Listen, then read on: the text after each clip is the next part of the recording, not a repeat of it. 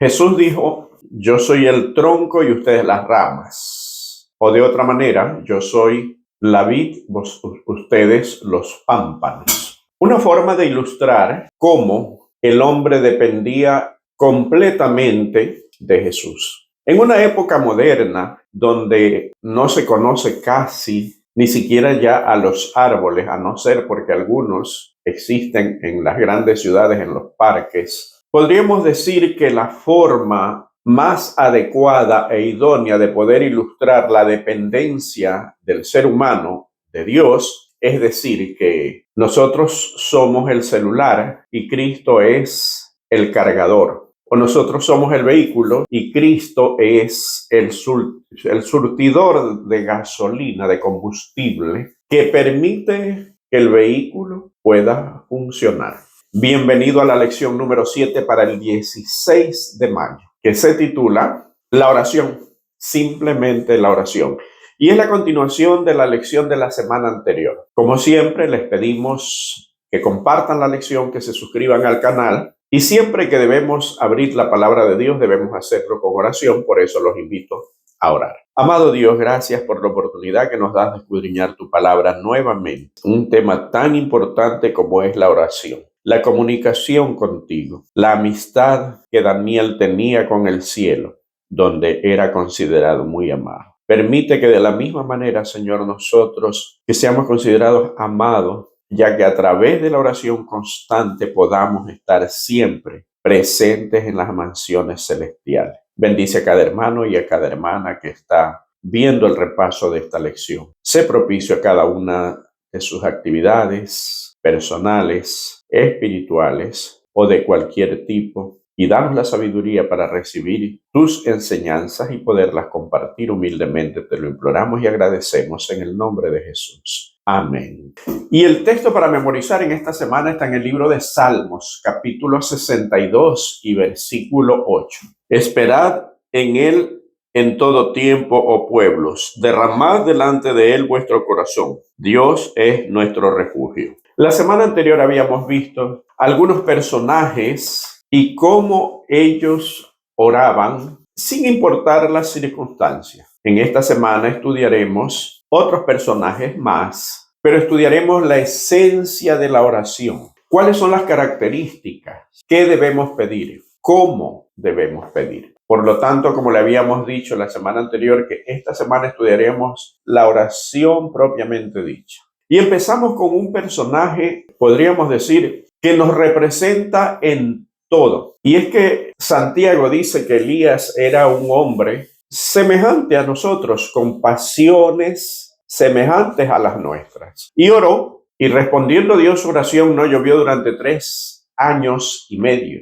Y después volvió a orar y volvió a llover. Entonces Elías es muy semejante a nosotros en cierto sentido, aunque hay que anotar que Elías tenía características que nosotros no. Hay varias cosas que nosotros debemos aprender en el ejemplo de Elías. Dios hace una gran obra a través de él. Era un hombre semejante a nosotros, con ánimo y desánimos. ¿Cuántos de nosotros no nos hemos desanimado en algún momento? Pero miren que en el momento de mayor desánimo, no vamos a leer todo el pasaje porque es muy largo, pero ustedes en su casa pueden leer Primera de Reyes 19, del 1 al 18. Hay varias cosas y varios ejemplos para resaltar. Uno, en el momento de mayor desánimo, Dios está ahí. Dios lo alimenta. Y lo interesante es que dice que le hace una torta asada al fuego o asada en las brasas, en las ascuas, como dice la Biblia. Ascuas o brasa es lo mismo. Yo no sé quién hizo esa torta. Yo no sé cómo la hizo, pero lo que sí estoy seguro es que Dios intervino allí. Manjar del cielo, alimento de los ángeles, como dice en Éxodo. Entonces, ¿cuáles son las lecciones? Cuando Dios aparece, hay varias cosas por analizar. La primera es que Dios lo busca en su momento de desánimo, no lo deja solo. Y esa es una lección para nosotros. ¿Estás desanimado? Dios está ahí buscándote y sabe lo que necesitas. Elías no le dijo tengo hambre, pero Dios ya le había preparado su torta asada en las brasas. Segundo, cuando Elías siente la presencia de Dios, reconoce dónde estaba la presencia de Dios. No estaba en el viento huracanado, no estaba en el gran terremoto, estaba en el dulce silbido, en el apacible silbido. Eso significa que Elías conocía muy bien a Dios. En los actuales momentos, hay muchas denominaciones religiosas e inclusive dentro de nuestra iglesia, tengo que decirlo con mucha tristeza, se pretende adorar a Dios con ruido y escándalo. La Biblia nos enseña que donde hay ruido, donde hay escándalo, donde hay un huracán, donde hay un terremoto, no está Dios. Dios está donde hay paz, donde hay reverencia. Y es allí cuando Elías se postra sabiendo que ahí estaba Dios. Yo he conversado con muchas personas que me dicen, es que la iglesia de ustedes es muy apagada, pero en cambio yo me voy a una iglesia, voy a decir el nombre, no tengo nada contra ellos, pero me voy a una iglesia pentecostal y allí hay vida, allí se siente diferente. Dios está en la paz. Dios es un Dios de orden. Dios está en la paz, en la reverencia. Dios está donde se le adora como Él ordenó que se le adore. Elías oraba tanto a Dios de que tenía conciencia clara de cuándo y dónde estaba Dios y dónde no estaba. ¿Sabemos nosotros reconocer dónde está Dios? ¿O también pensamos que está en cualquier lugar, en cualquier alboroto, en cualquier ruido, queriendo inclusive dentro de nuestras adoraciones adorarlos con ruidos y de manera irreverente? Y vamos a la siguiente parte, que es cuando parece no haber respuesta. Y tenemos el ejemplo de Ana, una mujer de oración. Primera de Samuel, capítulo 1, versículos del 10 al 17. Tampoco vamos a leer todos los versículos, ustedes los leen en su casa. Pero sí quiero leer unos textos donde están unas promesas de Dios acerca de la respuesta a la oración. Por ejemplo, Mateo 7:7 dice, pedid y se os dará, buscad y hallaréis, llamad y se os abrirá. Y primera de Juan 5:14 también encontramos otra promesa. Y esta es la confianza que tenemos en Él, que si pedimos alguna cosa conforme a su voluntad, Él nos oye. ¿Cuál es su voluntad? ¿Cómo sabemos cuál es la voluntad de Dios? ¿Se acuerdan que en la lección anterior habíamos visto que la mejor forma de que Dios responda la oración es de que nosotros pidamos por los demás? El consejo de Santiago, orad los unos por los otros. Entonces, ¿cuál es la voluntad de Dios? La voluntad de Dios es de que tú te conviertas en una fuente de bendición. Cuando nosotros pedimos algo para hacer bendición a los demás, son las oraciones que Dios siempre va a responder. Ahora, y ya vamos a ver un poquito más adelante un pasaje. Eso no quiere decir de que yo no pueda pedir algo para mí. Y eso no quiere decir que esa oración Dios no me la vaya a responder. He dicho, no demora en responder las oraciones que son intercesoras cuando nosotros oramos por los demás y pedimos por los demás. Pero en el ejemplo de Ana, vemos que era una mujer que llevaba tiempo pidiendo a Dios, pero llegó el momento de la respuesta. Nosotros debemos ser constantes en oración. Ha habido personas, por ejemplo, esposas que están orando por su esposo que no es de la iglesia y han tenido que orar 20, 30 años para que finalmente aquella persona pueda ser transformada. Ahora, a Dios no le interesa transformar los corazones. Dios sabe el mejor momento para ser llamado. De hecho, hay muchas personas que no están dentro de la iglesia porque viendo nuestro testimonio se perderían, dice Ellen White. Pero no es ese el tema. El tema es la respuesta. Dios sabe el momento exacto. 40 años antes, Moisés creía estar listo para liberar al pueblo de Israel. Mató a un egipcio, creyendo que ese iba a ser el comienzo, después vendría a matar a muchos más y de esa manera iba a liberar al pueblo, pero Dios no tenía ese plan de Moisés, que Moisés tenía. Dios tenía otro plan. Así que preparó a Moisés durante 40 años para la misión que debería llevar a cabo. Ya estaba preparado en cierto sentido, pero necesitaba otro tipo de preparación. De la misma manera, yo no sé cuánto tiempo tengas orando. No quiere decir de que Dios no te escuche y que Dios no responda, pero Dios sabrá responder en el momento oportuno y en el momento más necesario. Porque como son más altos los cielos que la tierra, dice Dios, así son más altos mis caminos que vuestros caminos y mis pensamientos más que vuestros pensamientos. Y me gusta el texto de Ellen White que dice que la forma que Dios dirige nuestras vidas es la misma que nosotros elegiríamos si pudiéramos ver el fin desde el principio. Lo difícil es confiar en Dios. Ante una oración aparentemente no contestada, no es que Dios te está diciendo que no.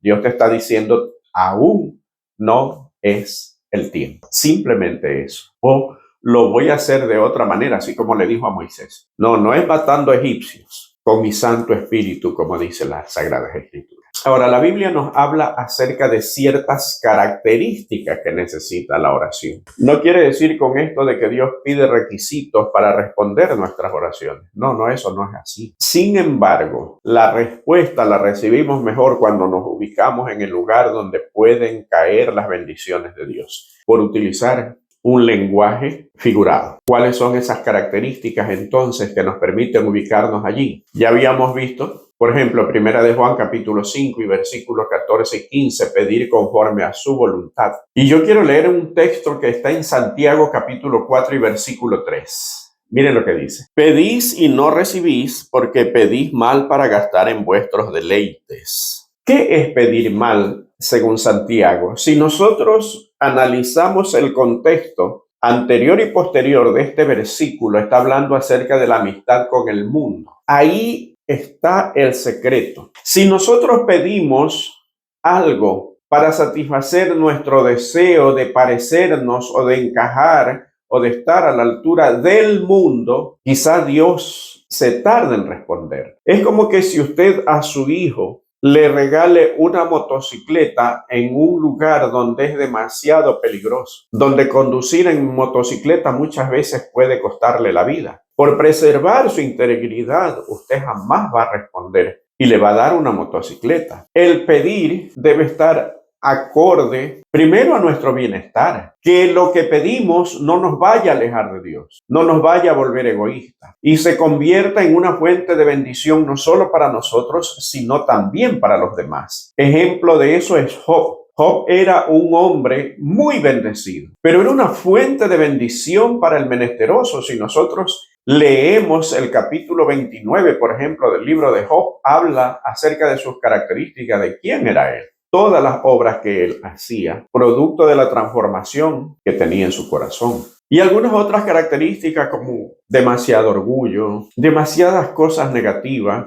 Inclusive la lección habla acerca de pecados ocultos. Y esto sí que es un gran tema. Entonces, a los pecadores Dios no les responde las oraciones. Debemos tener presente que Dios no pone requisitos para poder responder y para poder darnos lo que le pedimos, porque es promesa de Él. Y las promesas de Él son incondicionales y son por gracia. Mas, sin embargo, la prioridad para Dios es salvarnos. Pero si algo que nosotros le pedimos va a ser motivo por el cual nosotros nos alejemos de Él o nos perdamos, Dios prefiere decir, no te lo doy. Porque para mí la prioridad es salvarte. Si te vas a llenar de orgullo y el orgullo va a hacer que te pierdas, no te lo doy. Esas son ciertas características, no son requisitos. Es la mirada amplia que tiene Dios hacia nuestro caminar, a nuestro sendero, que es diferente a lo que nosotros no podemos ver, que creemos que es lo mejor para nosotros en nuestra vista limitada, pero Dios mira lo que nosotros no podemos ver. Y como el ejemplo era Ana, Ana, ¿cuál fue su oración? Me imagino que siempre le pidió un hijo. Mira cómo Penina se está burlando de mí, mira cómo se burla, mira cómo se ríe, etcétera, etcétera. Yo necesito tener un hijo, ¿por qué? Porque no quiero más humillación. Pero en el momento que Ana dijo, si tú me das un hijo, yo te lo devolveré para que te sirva, y le cumplió, la Biblia dice que tuvo más hijos. ¿Por qué?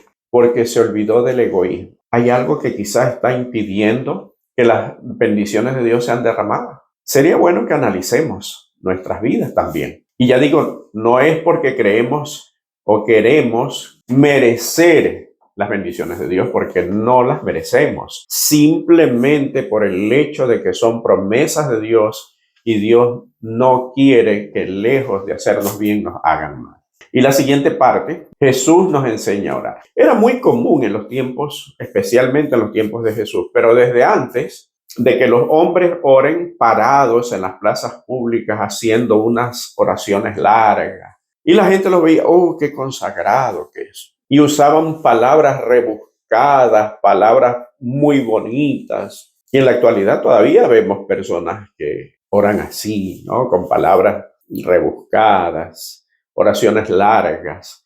Ellen White dice que las oraciones públicas, las oraciones que nosotros hacemos en la iglesia, deben ser oraciones cortas y precisas por lo que vamos a pedir, no oraciones largas. Porque cuando nosotros hacemos en las reuniones oraciones demasiado largas, dice Ellen White, testimonios para la iglesia, no lo digo yo, cuando nosotros hacemos oraciones demasiado largas, es señal de que nosotros no dedicamos tiempo a la oración personal y en ese momento queremos decirle a Dios todo lo que no le hemos dicho durante toda la semana. Pero volviendo al tema, la oración que hacían especialmente los fariseos era largas oraciones, orar en las esquinas, orar en las plazas públicas. ¿Para qué? Para ser visto de los hombres. Y Jesús dijo, así no es.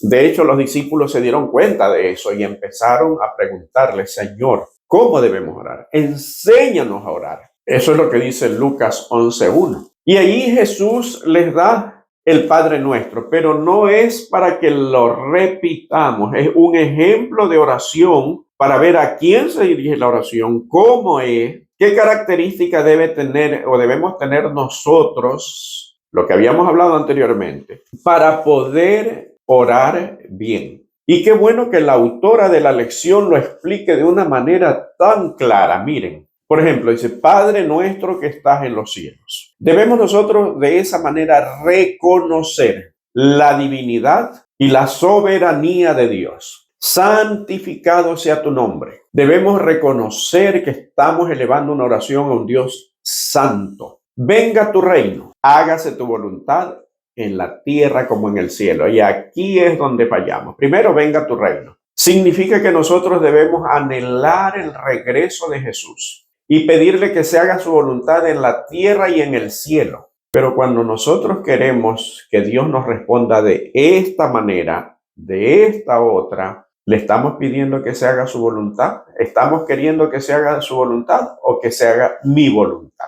Si ven como a veces somos un poco contradictorios. El pan nuestro de cada día, dánoslo hoy. Dios sabe de que tenemos necesidad. Pero cuando nosotros le pedimos esto a Dios, estamos demostrándole a Dios que no nos sentimos prepotentes. Ah, no, es que yo el pan me lo gano con el sudor de mi frente. No, Dios te da la capacidad, te da las fuerzas, te da la forma de trabajar, te da el trabajo donde poder laborar para ganar el pan. Y aquí viene la parte difícil. Perdona nuestras ofensas como nosotros también ya perdonamos a los que nos han ofendido. Debemos acercarnos a Dios con una actitud que perdonadora. ¿Cuántas veces guardamos rencor para las personas? A veces es justificado decir que sí, yo no le hice nada y sin hacerle nada, esa persona se volvió contra mí y creemos tener justificación. Y puede que sí, pero aún así dice Dios que debemos perdonar, no porque la persona se lo merezca o no se lo merezca, más allá de eso, es porque nosotros tenemos que demostrar que Dios vive en nuestros corazones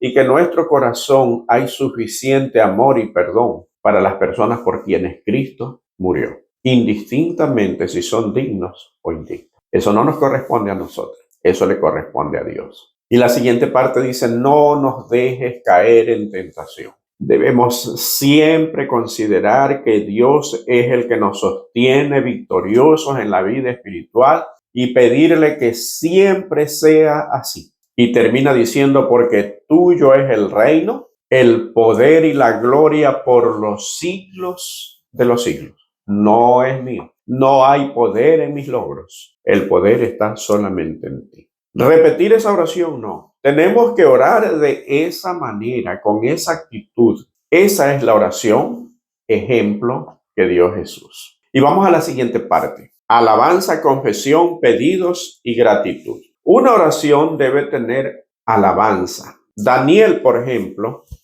alabó a Dios cuando Dios respondió y le reveló cuál era el sueño de Nabucodonosor. Después de eso, él confiesa que hemos pecado. Ahora, ¿Daniel había o no había pecado? Daniel se cuenta entre los pecadores porque es parte del pueblo. Y nosotros debemos, si hay pecado dentro del pueblo, aun cuando nosotros no hayamos participado del pecado, debemos en la oración intercesora decir: Señor, perdónanos porque hemos pecado contra Él. Debemos siempre pedir perdón por nuestros pecados como pueblo, por mis pecados personales, por nuestros pecados como familia. La Biblia dice que Job ofrecía sacrificio por cada uno de sus hijos por si alguno de ellos hubiera pecado. En ese tiempo se ofrecía sacrificio. Ahora el equivalente sería de que Job oraba por cada uno de sus hijos y pedía perdón por cada uno de ellos. Entonces debemos siempre confesar nuestros pecados. Y allí viene nuestra petición. Debemos pedir y Dios responde y Dios promete que va a responder. Pero nosotros debemos creer, y ya vamos a ver un poquito más adelante. Y finalmente, dar acción de gracias. ¿Saben lo que dice Ellen White? Que nosotros debemos, cuando oramos a Dios, debemos agradecer a Dios por lo que le pedimos como que si ya lo recibimos. Gracias, Señor, porque nos has dado. ¿Se acuerdan cuando Dios entregó a Jericó en manos de Josué? Le dijo: yo ya entregué a esta ciudad en tus manos. Y los muros no se habían derribado todavía, no se habían derrumbado. De la misma manera nosotros debemos agradecer a Dios por lo que le pedimos. Gracias por aquello que te pedí, porque yo sé que según tus promesas tú me los vas a dar. Ahora, hay algunas preguntas que la autora de la lección hace referente a la oración y que posiblemente tú también te estés haciendo las mismas preguntas o te las hayas hecho. ¿Por qué debemos orar si Dios sabe todo? Miren lo que dice Ellen White en el libro El Camino a Cristo. No es que esto sea necesario para darle a conocer a Dios lo que somos, sino a fin de capacitarnos para aceptarlo a Él. La oración no hace descender a Dios hasta nosotros, sino que nos eleva a nosotros hacia Él. Camino a Cristo, página 138.